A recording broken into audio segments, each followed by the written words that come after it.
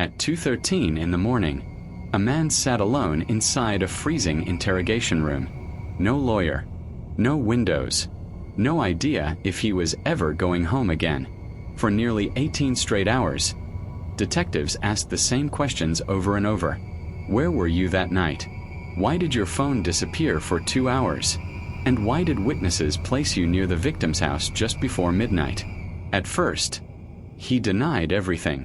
Calm, controlled, almost emotionless. But as the hours passed, something changed. His story started shifting. Tiny details stopped matching. And then, detectives noticed something terrifying. The suspect seemed to know details about the crime that had never been released to the public. By sunrise, investigators believed they were sitting across from a killer. But years later, people began asking a disturbing question. What if the man inside that interrogation room was never guilty at all? This is the story of the suspect who was interrogated for 18 hours. The town of Blackridge was the kind of place where people left their doors unlocked. Quiet streets, small diners, old neighborhoods where everyone recognized each other's faces. Nothing dangerous ever happened there until October 14th. At approximately 11:47 p.m., a 911 call came from a terrified neighbor. A woman named Emily Carter had been found unconscious inside her home. When paramedics arrived, they already knew it was too late. The house showed signs of a violent struggle.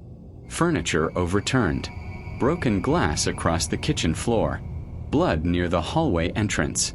But perhaps the strangest detail of all was what detectives didn't find.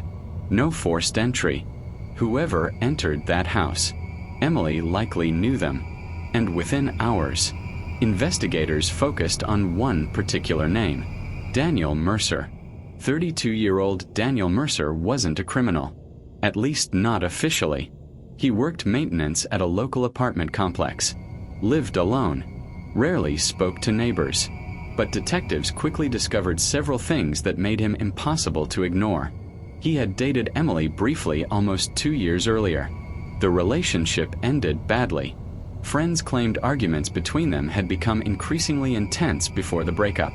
Then came another discovery. Phone records showed Daniel's cell signal near Emily's neighborhood the night she died. That alone wasn't enough for an arrest. But then investigators uncovered surveillance footage from a gas station less than a mile away. A dark sedan matching Daniel's vehicle appeared on camera around 11:18 p.m. And suddenly, the investigation shifted. Detectives didn't just want answers anymore. They wanted Daniel Mercer inside an interrogation room. The interrogation began at 2:13 a.m. 2 detectives entered the room carrying coffee, folders, and photographs from the crime scene. Daniel looked exhausted already. He claimed he had been driving around to clear his head. Detectives pushed harder. Why near Emily's house? Why so late? Why did your phone stop responding for nearly 2 hours? Daniel insisted he was innocent. Again, and again, and again. But investigators noticed something strange. He never once asked how Emily died. Not once. For detectives, that immediately raised suspicion. Because innocent people usually ask questions, Daniel only kept repeating one sentence: "I didn't hurt her." By hour 6, fatigue began taking over. The room felt smaller, hotter, more aggressive. Detectives changed tactics. They lied about evidence, claimed fingerprints had been recovered, claimed witnesses saw him enter the house, claimed forensic teams already connected him to the scene. None of that was fully true. But psychologically, the pressure was working. Daniel became visibly nervous. His breathing changed. He rubbed his hands constantly, avoided eye contact, repeated himself over and over. And then came the moment investigators would never forget. One detective casually mentioned, "The attack happened fast." Daniel immediately responded, "She suffered before she died?" The room went silent. Detectives stared at each other. because investigators had never publicly revealed that the victim remained alive for several minutes after the attack. So how did Daniel know? By now, Daniel looked broken. Dark circles under his eyes, sweat across his forehead, hands shaking uncontrollably. Detectives kept pushing, and eventually, his story changed. First he claimed he never drove near Emily's house. Then he admitted he drove past it. Later, he admitted stopping nearby. Every inconsistency made detectives more convinced they had the right man. Outside the interrogation room, the case was already spreading through local news. Residents demanded justice. Emily's family wanted answers. And police leadership desperately needed a breakthrough. Then, around hour 12, Daniel whispered something almost impossible to hear. "I think I blacked out." Detectives leaned forward. The interrogation had entered dangerous territory. Hour 18. The room was silent except for the buzzing fluorescent lights overhead. Daniel looked emotionally destroyed. Then, finally, he gave detectives what sounded like a confession. But it wasn't clear. Not complete. Not fully coherent. He described fragments, images, memories, confusion. Detectives interpreted it as admission of guilt. The interrogation ended, and soon afterward, Daniel Mercer was charged with murder. To the public, the case appeared solved. The suspect confessed. Police celebrated. News stations declared justice had arrived. But the story was only beginning. Months later, serious cracks started appearing in the prosecution's case. DNA from the crime scene failed to directly match Daniel. No murder weapon was ever recovered. Several timelines no longer aligned properly. And experts reviewing the interrogation became deeply concerned. 18 hours. Minimal sleep.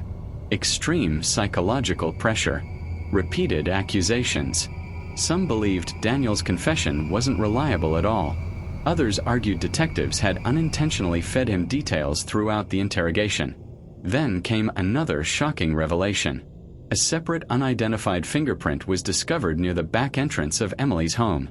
A fingerprint investigators could not explain. Suddenly, people began wondering if detectives had focused too quickly on the wrong suspect. As the trial approached, a new theory emerged. What if Daniel Mercer had not committed the murder, but had arrived at the house afterward? It would explain several contradictions. Why his car appeared nearby. Why he knew certain details. Why his statements sounded confused rather than calculated. Defense attorneys argued Daniel became trapped inside an interrogation designed to force certainty before evidence fully existed. The prosecution disagreed completely. They argued innocent people do not confess, but experts in false confessions pointed to something chilling. Under enough pressure, some suspects begin doubting their own memories, especially after prolonged interrogations. And suddenly, the biggest mystery in the case was no longer just Emily Carter's death. It was whether the man accused of killing her had actually done it. To this day, people still debate what truly happened inside that interrogation room. Some believe detectives exposed a killer. Others believe exhaustion, fear, and psychological pressure created a confession that should never have existed. But one fact remains impossible to ignore. For 18 hours, a man sat alone under fluorescent lights while investigators searched for the truth. And somewhere between pressure, memory, fear, and desperation, the line between guilt and innocence may have started to disappear. Because sometimes, the most dangerous part of an investigation is believing you already know the answer. If you enjoyed the story, subscribe to True Crime Story Vault for more disturbing interrogations, unsolved mysteries, criminal investigations, and dark cases that continue haunting people years later. And remember, not every confession reveals the truth.